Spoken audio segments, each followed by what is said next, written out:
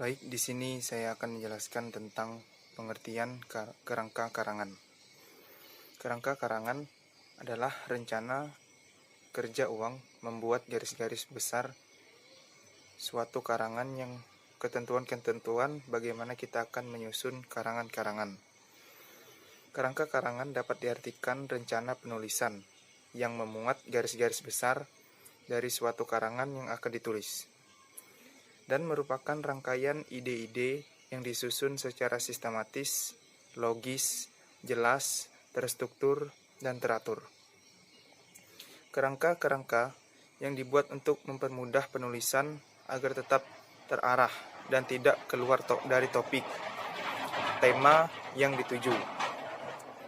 Pembuatan kerangka karangan ini sangat penting, terutama bagi penulis pemula, agar tulisan tidak kaku dan penulis tidak bingung dalam melanjutkan tulisannya. Mengarang adalah mengorganisasi ide. Pengorganisasian ide diawali dengan menyusun kerangka karangan. Dengan kerangka karangan, rangkaian ide dapat disusun secara sistematis, logis, jelas, dan teratur, serta terstruktur. Kerangka karangan disebut juga ragangan atau outline. Pada dasarnya, penyusunan outline, proses penggolongan dan penataan berbagai fakta yang kadang-kadang berbeda jenis dan sifatnya menjadi kesatuan yang berpautan. Menurut Nursisto, kerangka karangan sebagai rencana kerja yang memuat garis-garis besar atau susunan pokok pembicaraan sebuah karangan yang akan ditulis. Kerangka karangan ditulis dalam rangka untuk menghindari adanya tumpang tindih pada bagian-bagian tertentu. Penyimpangan-penyimpangan dari topik pun dapat dihindarkan, dan juga akan menjamin bahwa penulis akan bersifat konseptual, menyeluruh, terarah, dan bersasaran dari target pembacanya.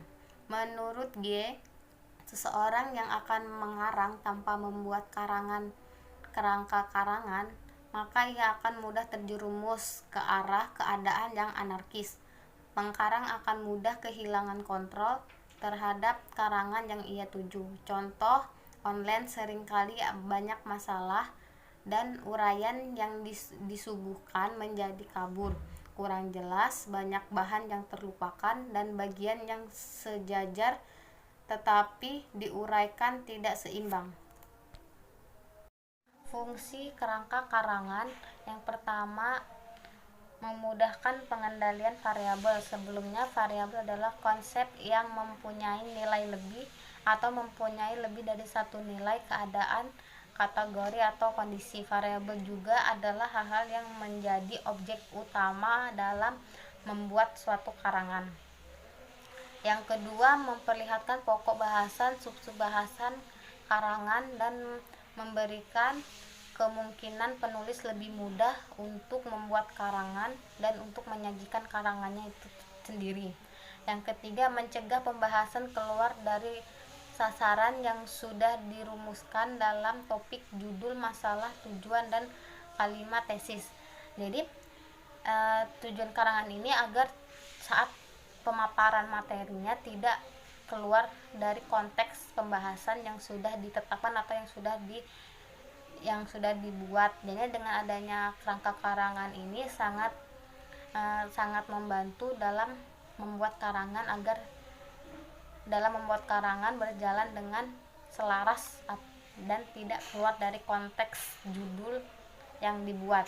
Yang keempat, kemudahan menyusun karangan secara menyeluruh.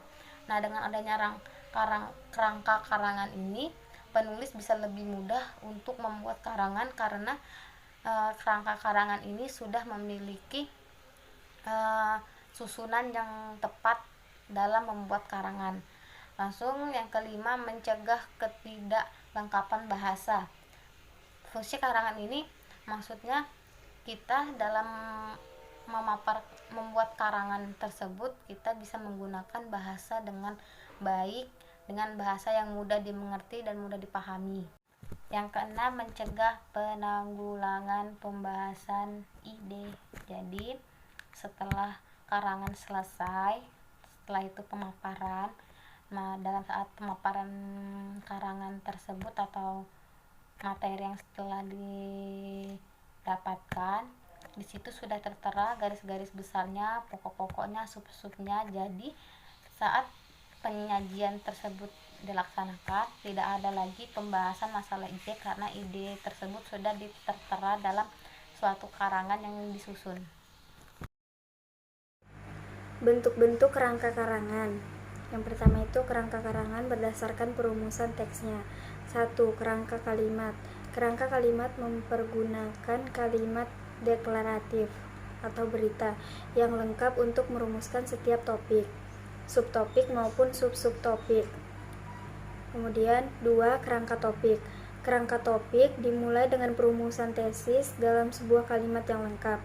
Sesudah itu, semua pokok, baik pokok utama maupun pokok-pokok bawahan, dirumuskan dengan mencantumkan topiknya saja, dengan tidak mempergunakan kalimat yang lengkap. 3. Gabungan antara kerangka kalimat dan kerangka topik. Kerangka karangan yang menggabungkan antara kerangka kalimat dan kerangka topik. Kerangka karangan yang mencangkup kalimat berita dan sub-sub bagian maupun pokok-pokok utama dan pokok-pokok bawahan. Kerangka karangan berdasarkan rinciannya. 1. Kerangka karangan sementara. Kerangka karangan sementara atau non-formal merupakan suatu alat bantu atau sebuah penuntun bagi sebuah atau suatu tulisan yang terarah, sekaligus ia menjadi dasar untuk penelitian kembali guna mengadakan perombakan-perombakan yang dianggap perlu. 2. Kerangka karangan formal. Kerangka karangan formal biasanya timbul dari penimbangan bahwa topik yang akan digarap bersifat sangat kompleks atau suatu topik yang sederhana tetapi penulis tidak bermaksud untuk segera menanggapnya. Kemudian kriteria kerangka karangan itu ada: 1. Menggunakan bentuk kerangka standar, menggunakan inden atau liurus secara konsisten dan tidak mengombinasikan bentuk-bentuk tersebut secara bersamaan dalam sebuah kerangka karangan. Ketiga, menggunakan penomoran secara konsisten, angka, desimal, angka Romawi, kombinasi angka, huruf, dan angka Arab. 4. Setiap judul bab diberi nomor secara konsisten. 5. Setiap subbab diberi nomor secara konsisten. 6. Setiap unsur subbab diberi nomor secara konsisten. 7. Setiap detail unsur diberi nomor secara konsisten. 8. Penomoran tidak melebihi 4 angka atau 4 digit. 9.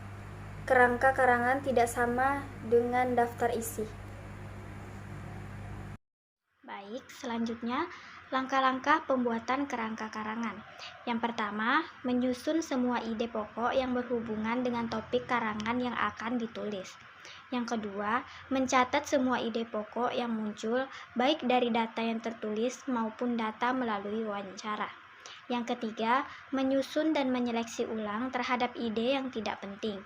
Ide yang berdaya dukung terhadap penulisan dikoordinasikan menjadi satu, sedangkan ide yang tidak penting dihilangkan. Yang keempat, memeriksa ulang apakah masih terdapat ide yang tidak sesuai atau terdapat ide yang belum dimasukkan, serta memeriksa kembali urutan semua ide. Yang kelima, sekolah sebagai pusat pembinaan kesehatan mental Islami.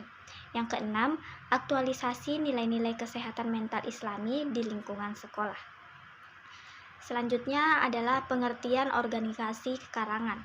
Secara garis besar, pola organisasi karangan dibagi menjadi dua, yaitu pola alamiah dan pola logis. Yang pertama, pola alamiah. Pola alamiah merupakan suatu urutan unit-unit organisasi karangan sesuai dengan keadaan yang nyata di alam. Disebut pola alamiah karena memakai pendekatan berdasarkan faktor alamiah yang esensial.